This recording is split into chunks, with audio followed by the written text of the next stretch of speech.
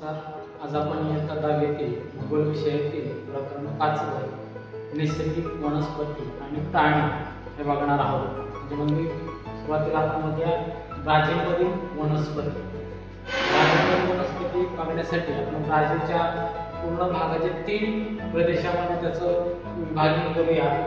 जास्त पावसाचा प्रदेश, मध्यम पावसाचा प्रदेश आणि कमी पावसाचा प्रदेश, अशा 3 प्रदेशामध्ये आपण त्या प्रदेशामध्ये कोणकोणत्या वनस्पती आहेत ते बघूया.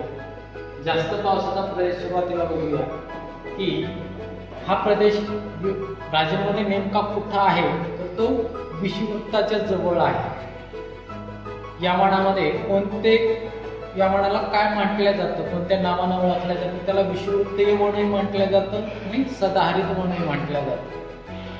या वनामध्ये वृक्षाची घनता ही सर्वाधिक आहे. बाकीच्या वनांपेक्षा याची घनता जास्त आहे की अधिक प्रमाणात दाट असे घनदाट जंगल आहे.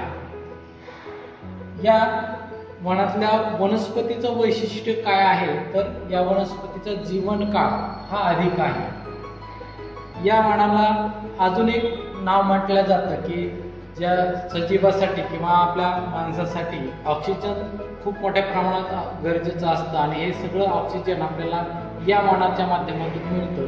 म्हणूनच या वनांना जगाची फुफ्फुसं असं म्हटलं जातं. तर आपण पुढचा भाग बघूया, मध्यम पावसाचा प्रदेश. वनस्पती त्याच्यामधला आपण दुसरा प्रदेश बघतोय, मध्यम पावसाचा प्रदेश. मध्यम पावसाच्या प्रदेशामध्ये हा नेमका ब्राझीलमध्ये कुठं आहे असं जर आपल्याला सांगायचं झालं तर तो आपण ब्राझीलची उच्चभूमीचा भाग हा मध्यम पावसाचा प्रदेश येतो. त्याचं वैशिष्ट्य काय किंवा कोणत्या प्रकारचे आढळतात, तर इथे प्रजननाचं प्रमाण कमी आहे, वनस्पतीचा जीवनकाळ कमी आहे, वृक्षाची घनताही कमी आहे आणि या वनाला निम सदाहरित वन या नावानं ओळखलं जातं. ब्राझीलमधील वनस्पतीमधला आपण तिसरा प्रदेश बघतोय, कमी पावसाचा प्रदेश. या प्रदेशाचं वैशिष्ट्य काय आहे, तर वनाच्या ऐवजी विविध प्रकारचे गवत या प्रदेशामध्ये आपल्याला बघायला मिळतं.